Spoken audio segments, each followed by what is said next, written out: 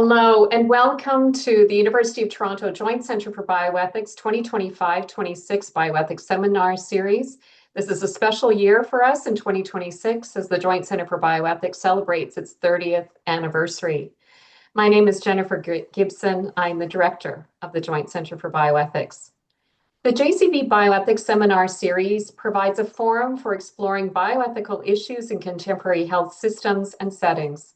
It seeks to engage a range of topics, speakers, and diversity of perspectives in order to foster curiosity and understanding through respectful dialogue, particularly around complex and nuanced topics about which there may be different points of view. Today's bioethics seminar is entitled "The Role of Ethics in Long-Term Care, Specialist Palliative Care in a Changing Landscape of Residents." Before I introduce today's speakers, I would like to invite you to join me in opening today's seminar in a good way by acknowledging this land on which the University of Toronto operates. For thousands of years, it has been the traditional land of the Huron-Wendat, the Seneca, and the Mississaugas of the Credit. Today, this meeting place is still home to many Indigenous people from across Turtle Island, and we are grateful to have the opportunity to work on this land. The format of today's JCB Bioethics Seminar Series is a 45-minute presentation by our speakers, followed by a Q&A with you, the audience. During the question and answer period, we invite you to pose a question using the Q&A function at the bottom of your screens. Questions will be grouped by theme and summarized to ensure as many questions can be addressed during our time together. Please note that today's seminar is being recorded. You will be able to access it along with other archived JCB Bioethics seminars on the JCB's YouTube channel after today's seminar. Now it is my pleasure to introduce today's speakers. Dr. Ahmed Arya is a palliative care physician and recognized leader in long-term care, dedicated to improving care for older adults through clinical innovation, education, and research. He currently serves as medical director of the Specialist Palliative Care and Long-Term Care Outreach Team at Kensington Health, and previously was medical lead of the North York Congregate Access and Support Team. A passionate advocate for equity, diversity, and inclusion, Dr. Arya has co-developed widely used provincial education initiatives focused on cultural humility, belonging, and quality improvement in palliative care. He has authored numerous peer-reviewed publications, he advises on health policy and system reform, and he frequently speaks at provincial, national, and international conferences. His extensive contributions have been recognized with multiple awards, including the 2025 Dr. S. Lawrence Liebrecht Award and the Toronto Star's Changemaker Award. Zara Hassan is an ethicist at North York General Hospital in partnership with the Health Ethics Alliance at Sunnybrook Health Sciences Centre. She holds a Master of Health Science in Bioethics from the University of Toronto and an Honours Bachelor of Science from the University of Waterloo. Zara is passionate about increasing ethics service user engagement and has extensive experience collaborating with patients, caregivers, clinical and non-clinical staff, and senior leadership to inform people-centered ethics program delivery. Central to her research, teaching, and practice, Zara applies a trauma-informed lens to promote equitable access to compassionate care for structurally, historically, and persistently marginalized communities. And finally, Karen Faith completed a Master of Science in Medical Science through the Collaborative Specialization in Bioethics following a 22-year career in social work. After completing a clinical ethics fellowship, she joined Sunnybrook Health Science Centre, taking a lead role in developing their ethics program. Upon leaving Sunnybrook, Karen devoted her consultation and ethics education skills in support of community-based healthcare. Karen was instrumental in the early development of Maid House, where she served as vice chair of the board. She continues as a tutorial facilitator for the Temerity Faculty of Medicine Ethics Program for medical students and remains committed to promoting compassionate, quality, end-of-life care. Karen, Zara, Ahmed, on behalf of the JCB, welcome to today's seminar. We look forward to learning from your experiences. Thank you.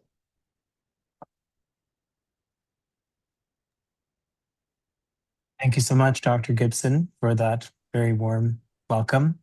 The three of us are absolutely thrilled to be here today, and we're hoping to generate a lot of conversation and discuss and explore a topic together with all of you that sits at this critical intersection in the healthcare system, the role of ethics in long-term care, with a specific focus on palliative care and specialist palliative care in a landscape that is rapidly changing.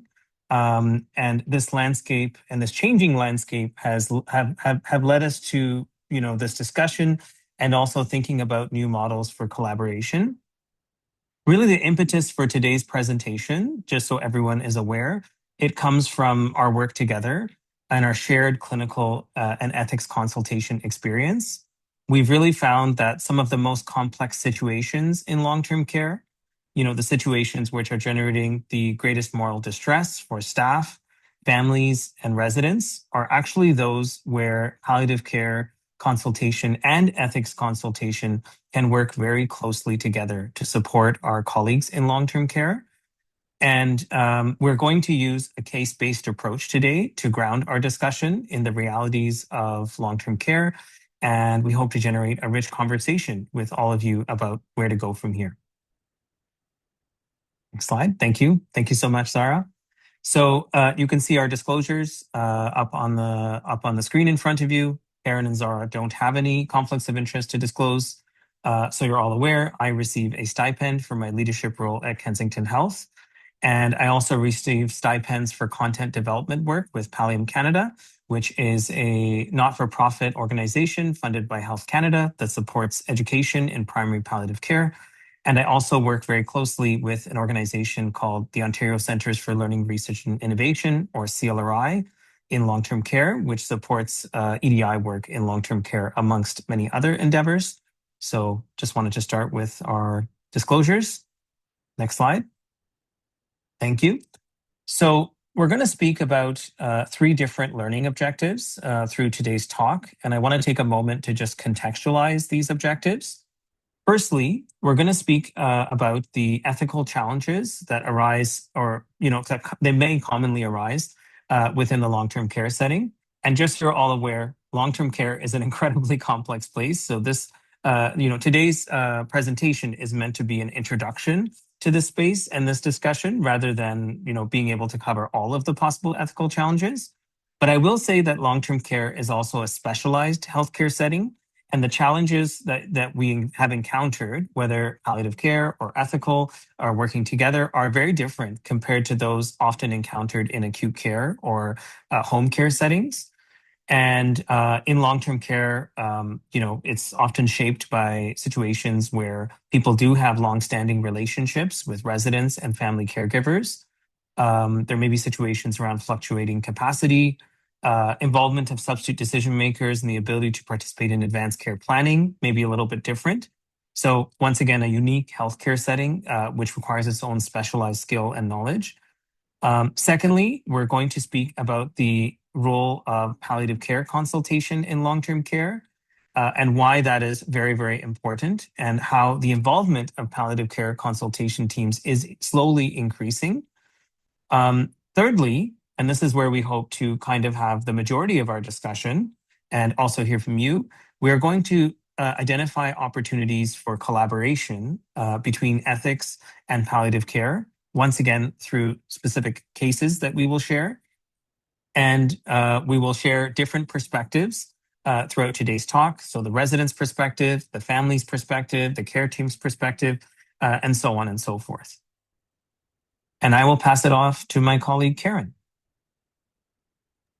Thank you, Amit. And it's been a pleasure to work with Zara and Amit on this very important subject matter. I'm going to be reading a story. Actually, the story that I wrote began my journey in connecting with these two wonderful clinicians. And so I'm going to read the story that I wrote about my father's death. And my father died in long-term care. And as a daughter, substitute decision maker, and actually bioethicist, semi-retired at the time, I would have so valued and appreciated the kind of expertise that Zara and Amit are going to talk about in the case example that they're about to share with us today.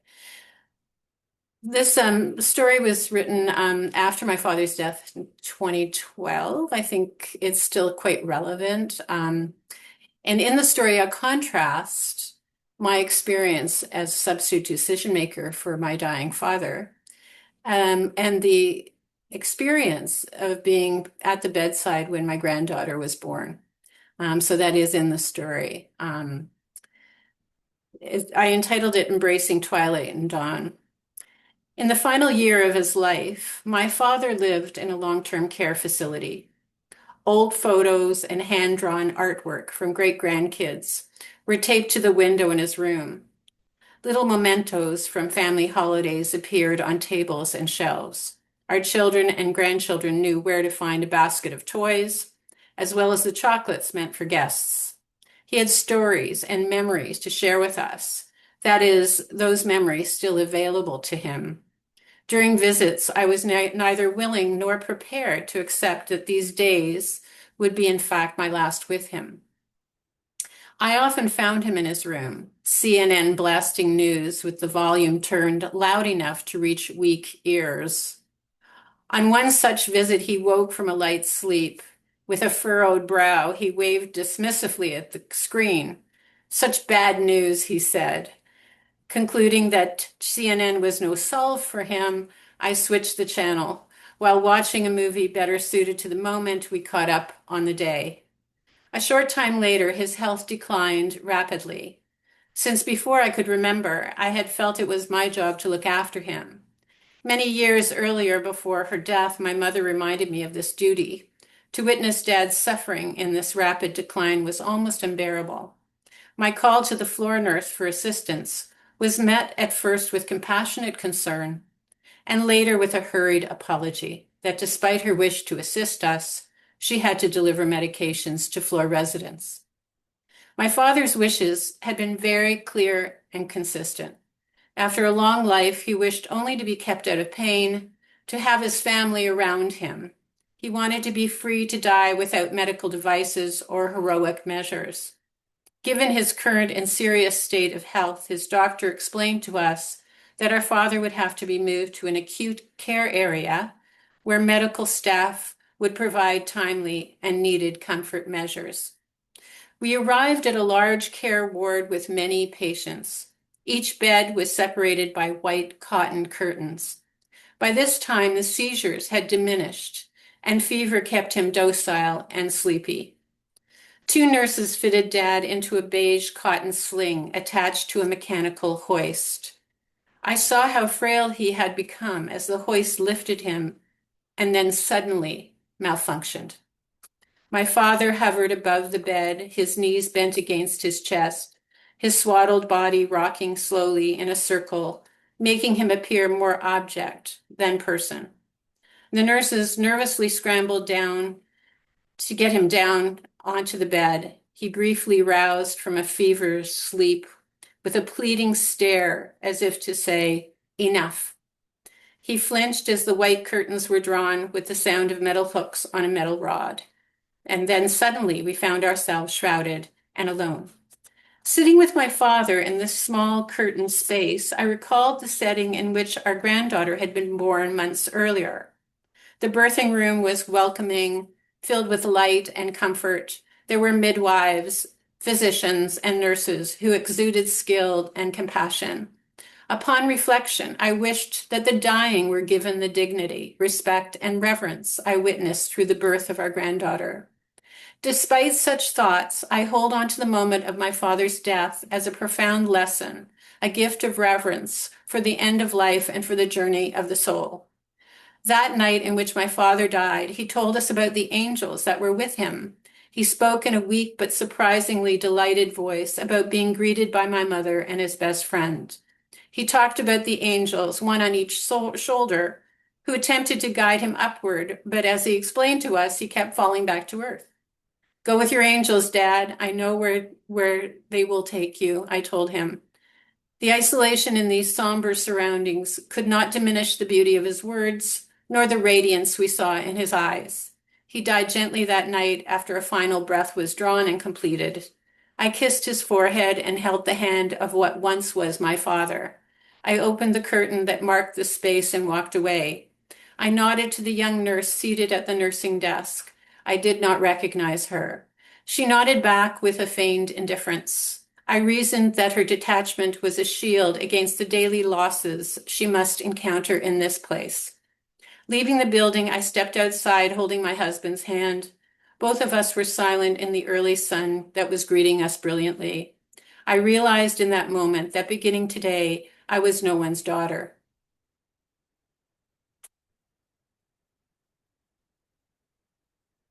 So I wanted to emphasize that as a bioethicist, I think I could appreciate what the role of the SDM meant to individuals who were bedside beside a loved one who is dying. But until you're in that position, until you actually feel the convergence of their previously expressed capable wishes and the unique and complicated circumstances of their death, you really can't really fully predict how difficult and how burdensome that decision making is, and the anticipatory grief in the conversations and discussions that lead to the decisions around end of life.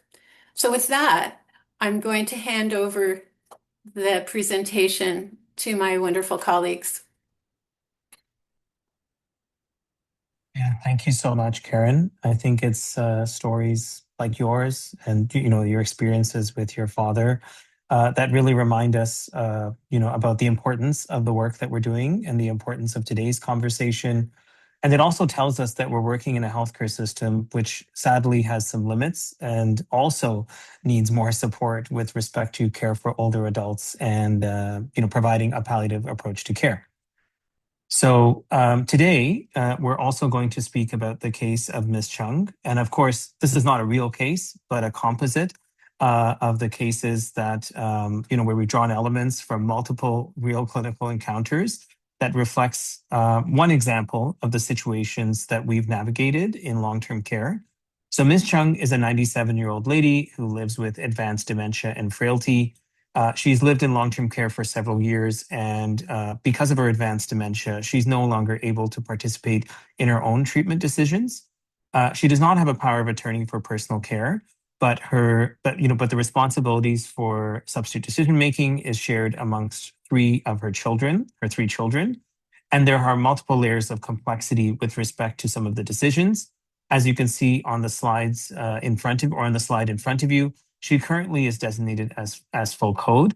And of course, there's disagreement between the rationale for this designation between the family and the care team.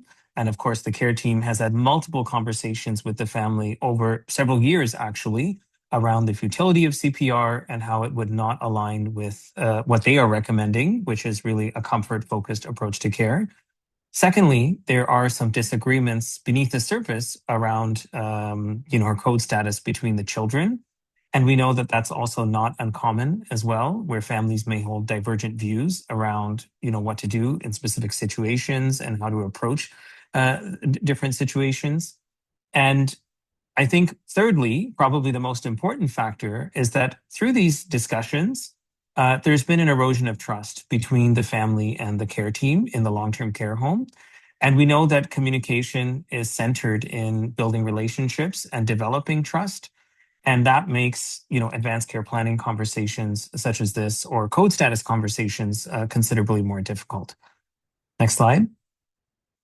So just providing you a little bit more detail in this hypothetical case around the family perspective. And once again, I think understanding each person's position and the relationship to the resident and the values driving their stance is really important. So Ms. Chung's eldest daughter, she is actually the main caregiver who visits her every day. And prior to moving into long-term care, Ms. Chung actually lived with her. She knows the staff by name and really is very involved in, supporting Ms. Chung's needs. And for her, she really feels that, ensuring that Ms. Chung, receives all life-extending treatments possible, including CPR, is an expression of love. and reflects Ms. Chung's values and a refusal to give up. And underneath that, there's a fear of palliative care. There's a fear that palliative care may be equated with hastening death or a withdrawal of care from the long-term care home, where they would sort of designate this person as DNR or maybe even receiving a palliative approach to care, and that may lead to a lower quality of care. And once again, she does not trust the care team at the long-term care home as well, based on previous experiences. The middle daughter is a little different. She doesn't participate in conversations actively around decision making and defers to her elder sister, but she also visits regularly and is engaged in the day-to-day of her mother's life. So that's kind of her perspective.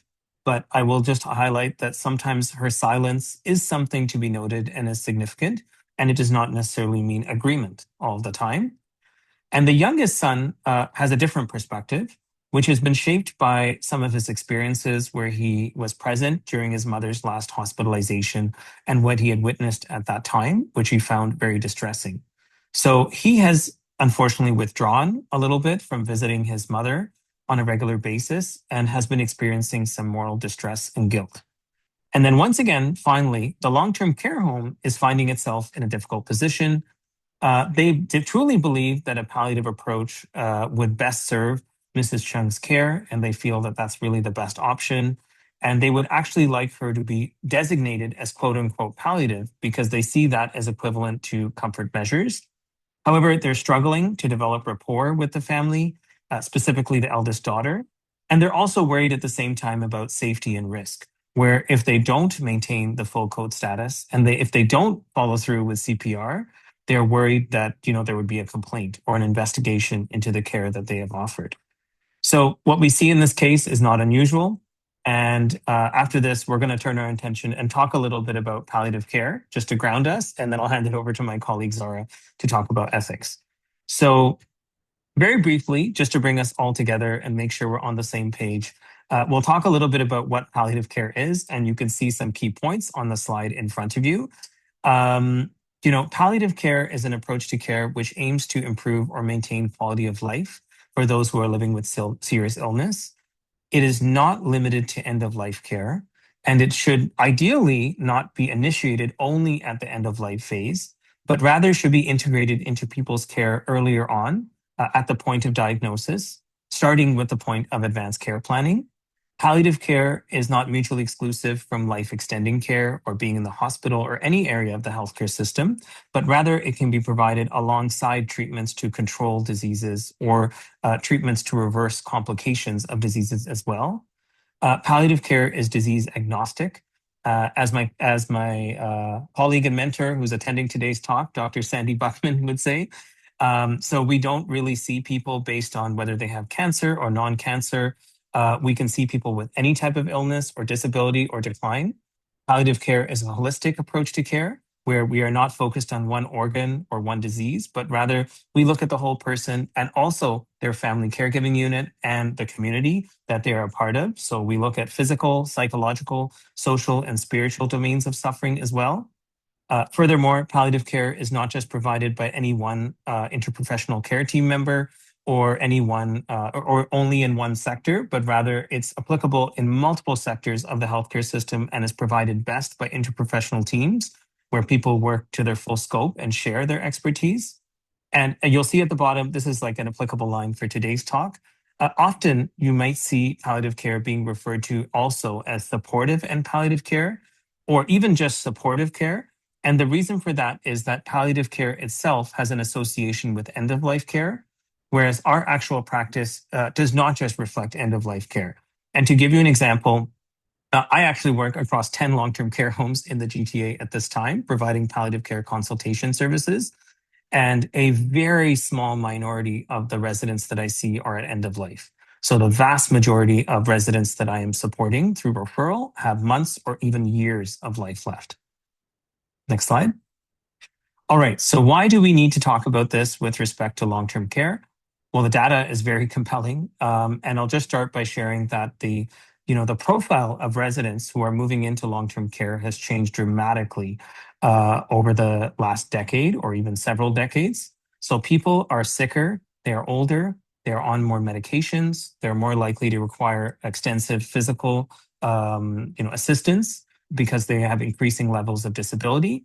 And their prognosis is quite short, actually. So in Ontario, some of the latest data that we have shows that the median life expectancy is just 18 months. And I will add, and this is part of the complexity of what we see in long-term care, the key word there is that is a median.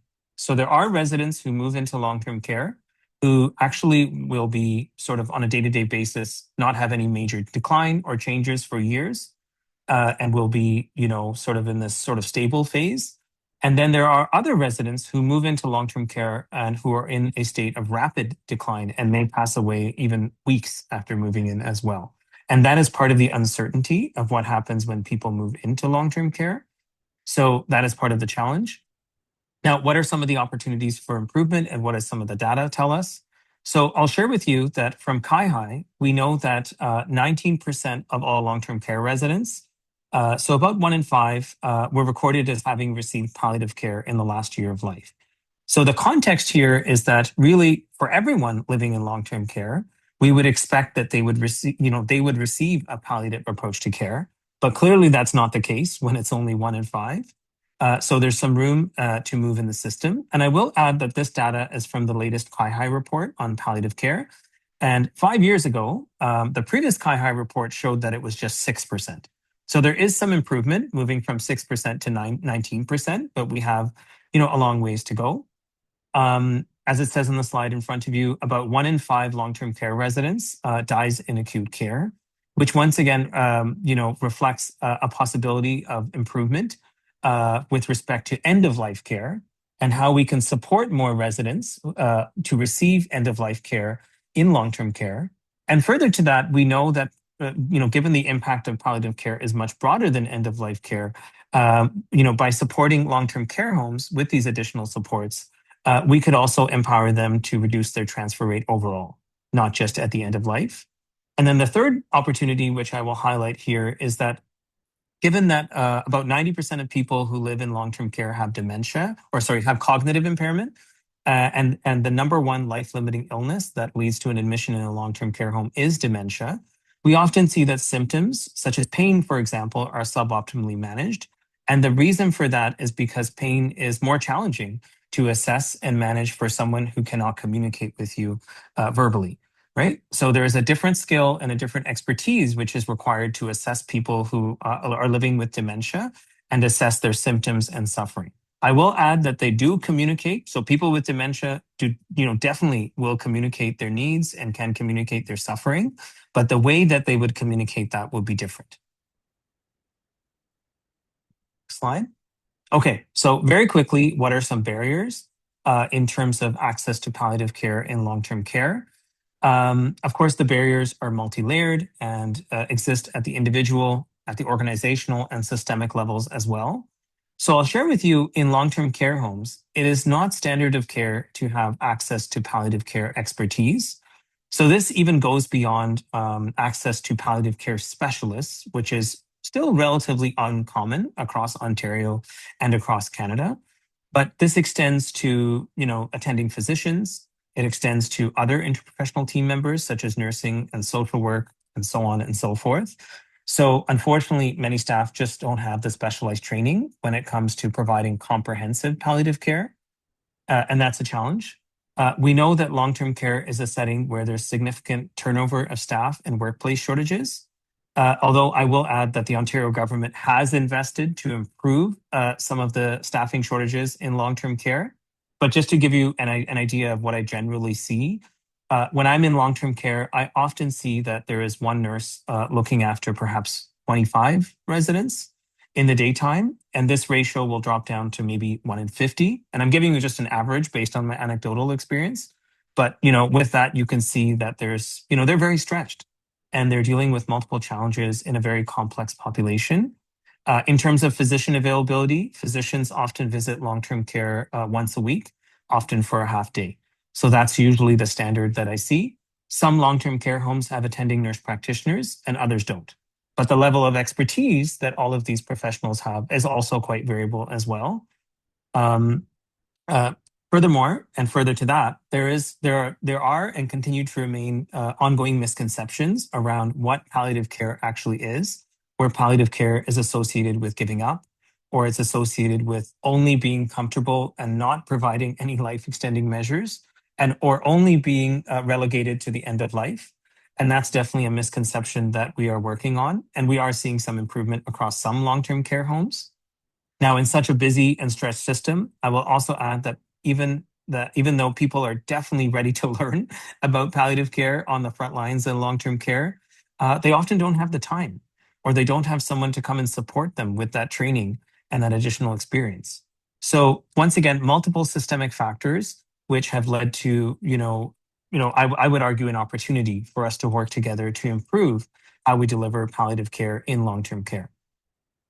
So this table just illustrates a summary of what I just spoke about and the paradigm shift that is really needed and is starting to take place in the long-term care sector.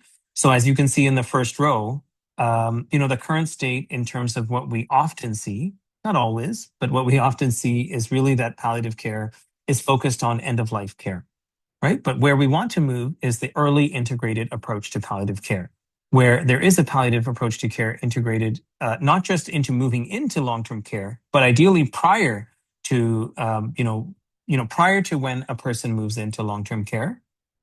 We often see that conversations are triggered by crises or declines in someone's health. But in a setting like long-term care where decline is inevitable, it would be better to be proactive with those conversations and plan and prepare for the future. And then thirdly, maybe the most important point, long-term care is a sector where the care that you receive is highly variable from home to home, from doctor to doctor, from nurse to nurse. And I don't feel that the care that you receive should be that variable and should be so dependent on that chance meeting with the person who actually has that expertise and skill. So we really think that palliative care should be a standard of care in the long-term care setting.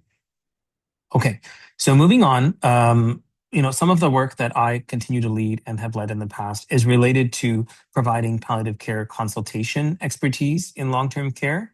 So it's really focused on building relationships with long-term care homes.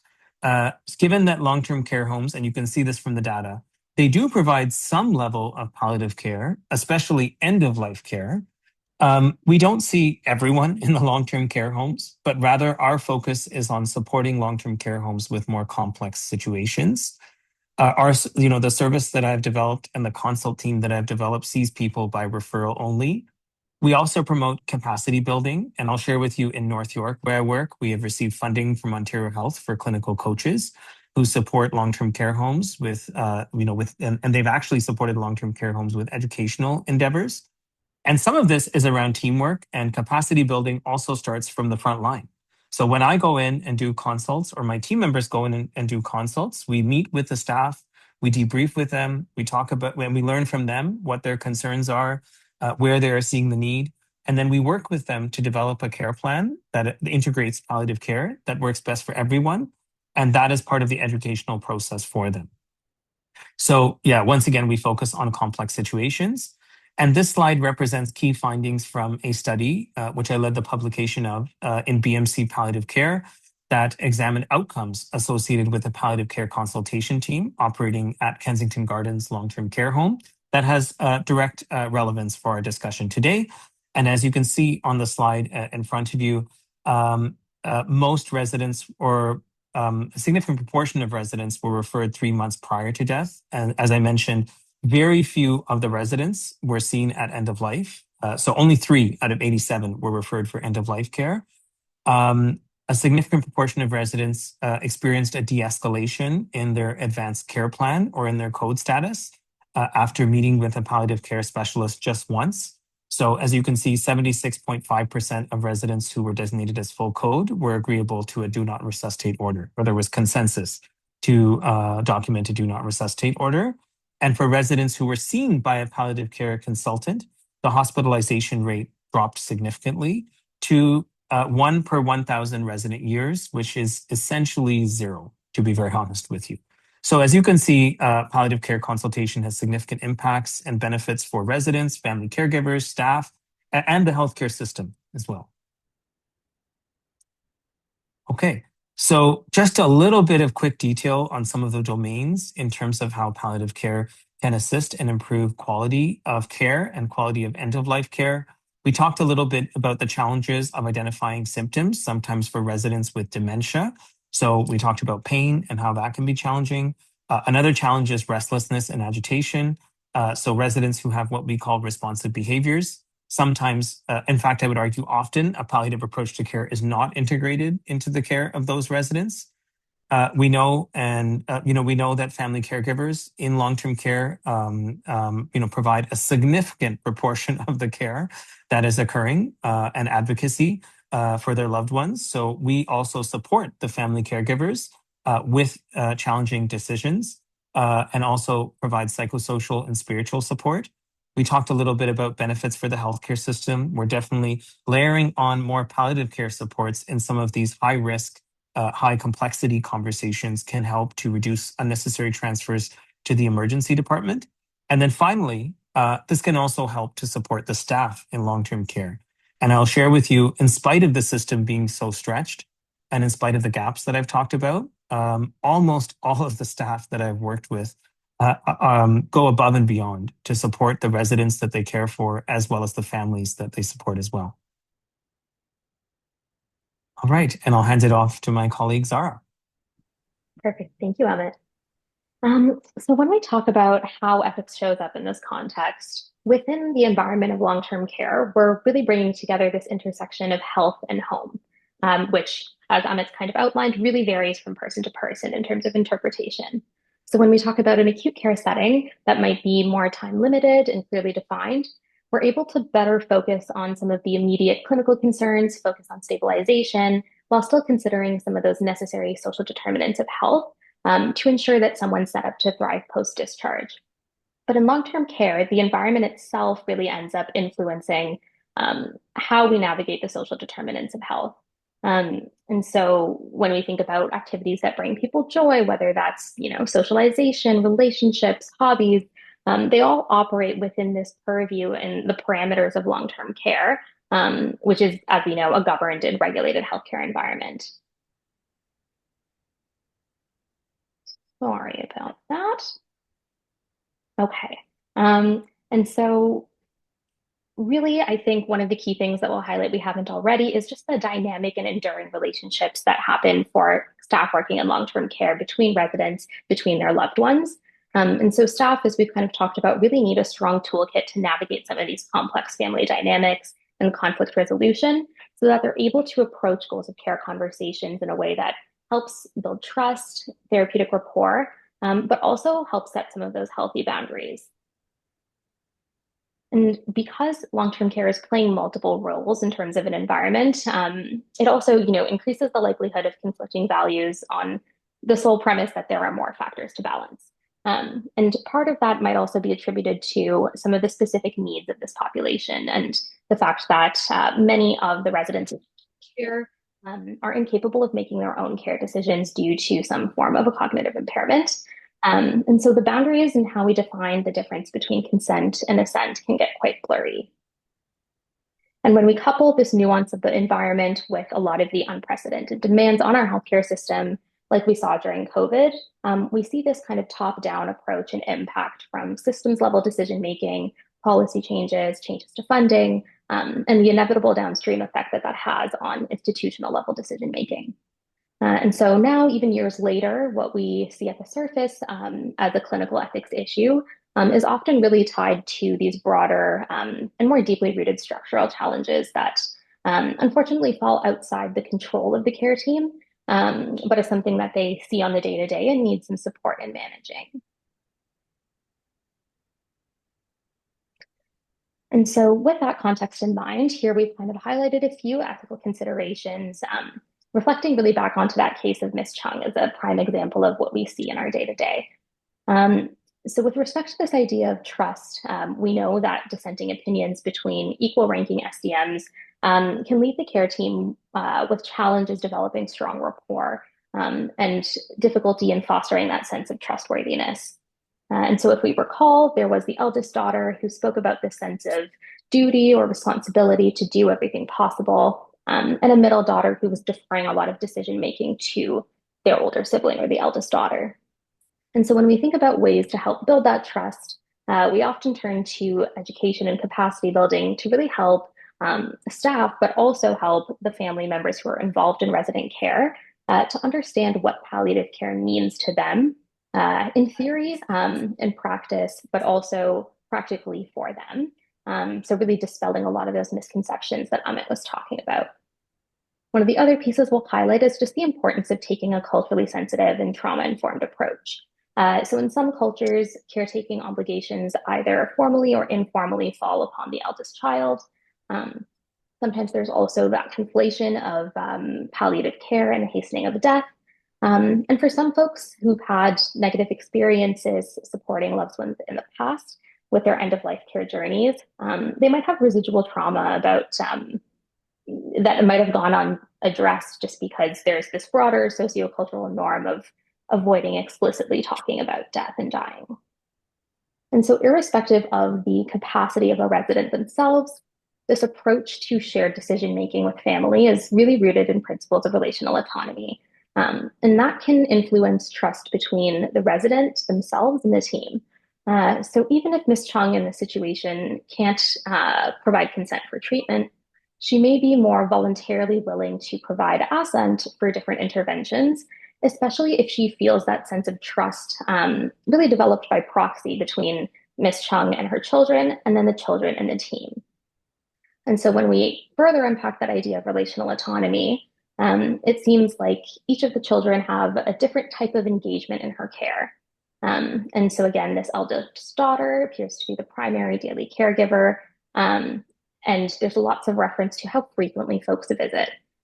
And so as we're supporting residents and families in their decision-making process, it's really important that we're mindful of the limited insight that we actually have to the broader picture of someone's life story and their family history. And just appreciating that folks show a level of engagement in different ways.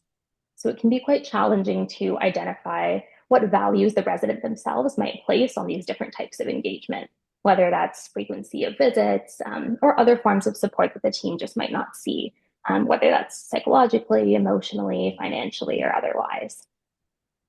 And when we talk about values and previously expressed capable wishes to really help promote that dignity and quality of life, we of course lean on legislation like from the Healthcare Consent Act, but when we're trying to really take a person-centered approach to empower someone who's incapable, again, it becomes really important to appreciate the multidimensional nature of quality of life, while recognizing that when we look at that through a relational autonomy lens, there may also be different perspectives and different people contributing to a definition of dignity and a definition of quality of life. And so the last piece we'll highlight here again is from the care team's perspective with respect to resource allocation. And so in long-term care, again, a lot of these challenges arise from unclear goals of care or minimal advanced care planning, which then creates some level of uncertainty around appropriate escalation of care, appropriate times to transfer from long-term care to acute care.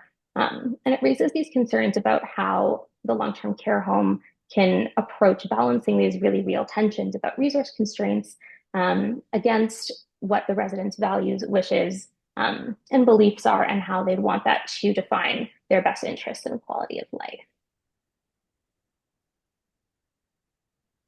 And so with that really brief overview, we'll kind of just wrap up focusing on really the goal of today, which is to highlight this partnership and this collaboration and the benefits of it when ethics and palliative care consult very closely together.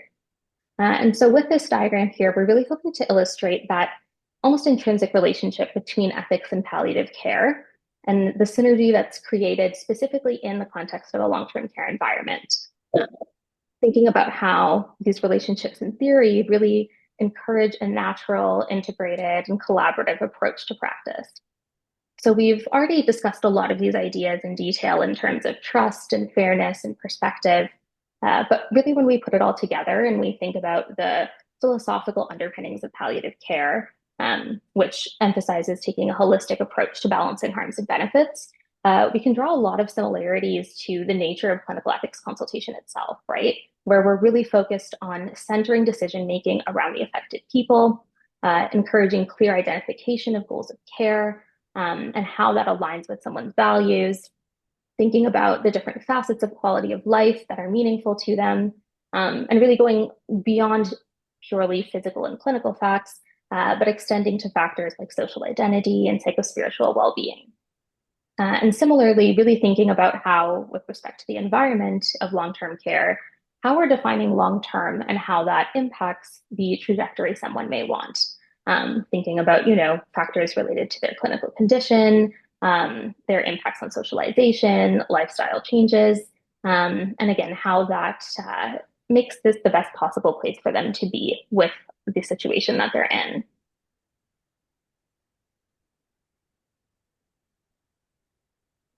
Maybe we'll skip this slide actually in the interest of time, because I think we're running short on time. We have a lot to talk about. So yeah, just coming back to the case of Ms. Chung, this is where we can describe how our collaborative model comes to life, right, in practice through this hypothetical case. Once again, Ms. Chung was the scenario of a 97-year-old lady with advanced dementia and frailty who was designated as full code, who had children who disagreed about her code status, and also was experiencing, sadly, an erosion of trust between the family and the care team in long-term care. So I'll share with you that the starting point was actually building that relationship with Ms. Chung's family members, clarifying the concept of palliative care. And I'll share with you how, in fact, how that has started in many situations like this. The long-term care home was referring to us as the palliative care team, but we started by referring to ourselves as the supportive care team, because that is actually our name in North York, where we refer to ourselves as the supportive care team. And then, of course, as I've discussed before, we clarified what that means, how this is not associated with hastened death or withdrawal of care or cessation of life-extending measures, but rather integrating an approach focusing on comfort and quality of life, more information about prognosis, illness understanding to allow for more informed decision-making. So this reframing really allowed for a productive conversation. We were able to learn more about Ms. Chung's values, and that involved learning about culture, history, previous history of trauma as well. And also, it brought to surface through a family meeting what Ms. Chung had expressed when she previously had capacity. And that really helped to kind of, address the elephant in the room and develop common ground between the long-term care staff, who were also a part of that meeting, as well as the family members here. And I will share that, of course, ethics consultation was very instrumental to clarify, the process that was associated with this disagreement and how to bring it back to Ms. Chung's values and wishes, and think about, legalities as well, such as the Healthcare Consent Act. And the conclusion of this case, or at least in the initial scenario, was that the substitute decision makers were informed that a do not resuscitate order would be entered into the chart, and they did not have an objection to this after the end of the family meeting. I will share with you that there was a fear around some wording, specifically the wording of do not resuscitate and what that meant. So in this specific case, just to kind of elaborate a little bit more, specifically the order was written as no CPR. Right, as per the substitute decision maker's request. And along this process, we provided education to long-term care staff around changes to the CPSO end-of-life policy, which now also allow physicians to enter a do not resuscitate order into a residence chart or into a patient's chart without consent. Next slide. Okay, and then a bit of follow-up here as well. And once again, this will share some key areas. Zara, do you want to speak about this slide? Yeah, sure. So I think really for Ms. Chung, again, this approach really relies on that initial lens and perspective on relational autonomy from the get-go. So understanding that those decision-making conversations will likely be most fruitful when all three of the children, all equal ranking SDMs, have built as much mutual understanding as possible of what palliative care means to them, what it means to their mother, how those conflicting values can be balanced, and really, again, focused and centered around patients or the residents' best interests. I think when we also reflect back onto Karen's initial story that she shared at the start of navigating long-term care as an SDM, there's a lot of additional considerations around, moral ambivalence and anticipation fatigue that may impact the role of a decision maker. And so the combined insights that palliative care and ethics can offer can really try to help identify practical ways to support in a sensitive way for all the different parties involved.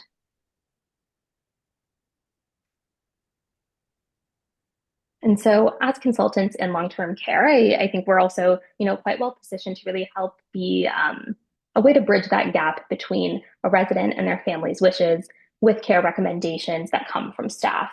And so in this example, with respect to resuscitation status, really provide an opportunity for reflection and learning for long-term care staff and any in future encounters they have with similar cases.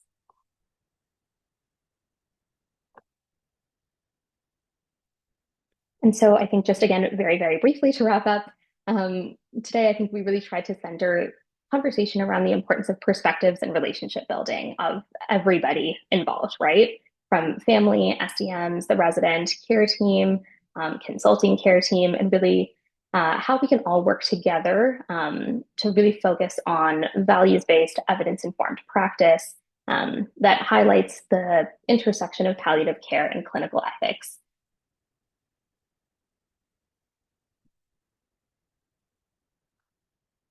Perfect. And I think, again, just in the interest of time, I'll see if Amit or Karen kind of want to add anything just before we wrap up. But otherwise, we're all really grateful for your time and would be happy to take any questions that we're able to.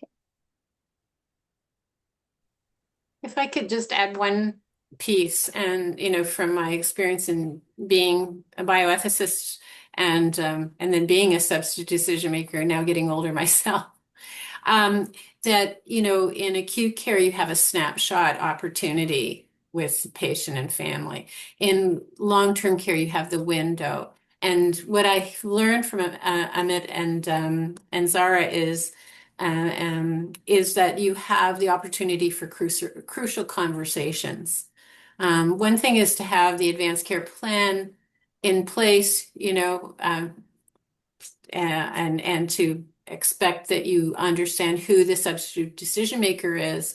But the other part of it is executing it at a time of complexity and impending loss, right? So I just think the model is exciting and reassuring for me, and I'm excited to hear what people have to say in response. Thank you all so much for a really interesting and engaging conversation that, to be honest, when I'm looking at some of the questions or observations that have come up in the chat, there were some surprising moments. Like, it's hard to believe that 1 in 5 long-term care residents end up going to hospital for palliative care, leaving their home to receive that care, which was that number was so surprising. And I think, Amit, you really helped to clarify some of the barriers and challenges within the system that you're working to transform. And I guess the other two was, there's this moment like appealing to the Healthcare Consent Act and the Substitute Decision Makers Act in the case of Ms. Chung and her family. It's like, well, why is there a full code already in her materials, but why is the family misaligned? And I think you've really helped to reframe what may be going on here in a way that I think was very illuminating, because many of us are going to find ourselves in similar situations like Karen, you shared with your story about with your dad, and then you also thinking about it as a person, thinking about what your own wishes might be. Really starts to suggest to me, and I'd love just a couple of comments, and we are basically at time here, but it strikes me that, Karen, you said snapshot versus window between acute care and long-term care, but it also struck me that there is something here about slow ethics work. You can, because there is time to be able to do some of that relationship work and that trust building work. And then it raises a question for me, when could that start? Is that the point? I mean, often people transitioning to long-term care, they are in need of long-term care. So what could be the collaborative engagement that could happen even before a transfer into long-term care. Just wondering about some of that connection further back into the community, those other moments that would facilitate the type of collaboration between ethics and supportive care, and then eventually, potentially even palliative care, that would actually create part of that system of wraparound care that would make that some of these moments, such as been experienced by Ms. Chung and her family, perhaps, if not preventable, gentler.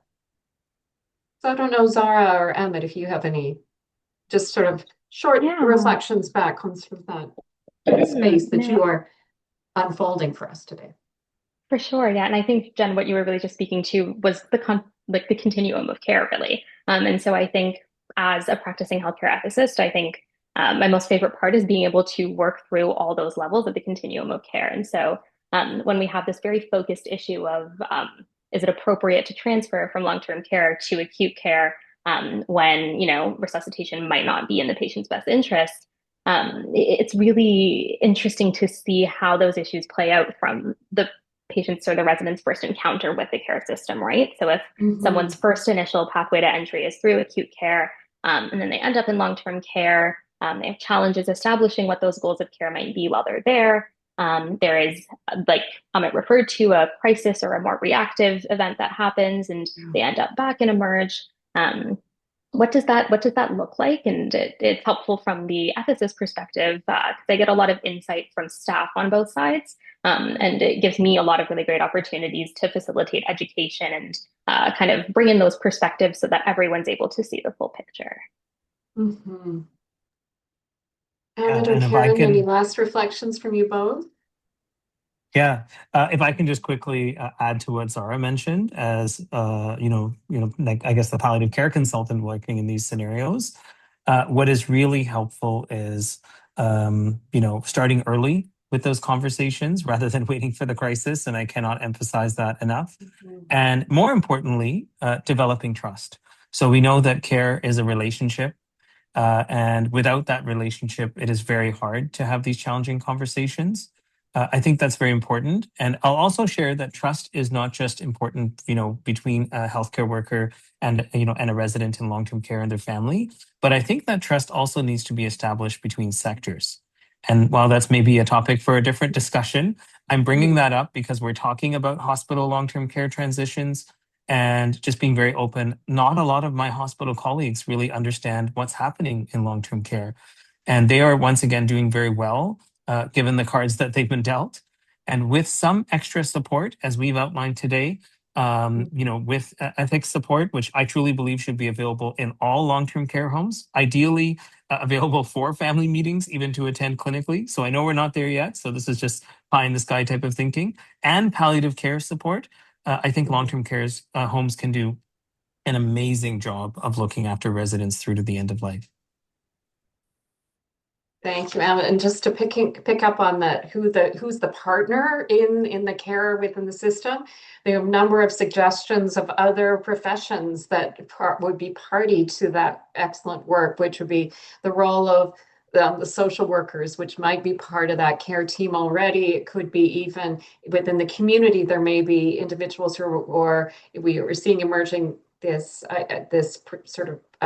group of individuals who are skilled in facilitating deaths, so death doula, this kind of idea that seems to be a great deal of opportunity for actually expanding the community of care in good ways that supports each one of us at some point as we're finding ourselves in need of supportive care.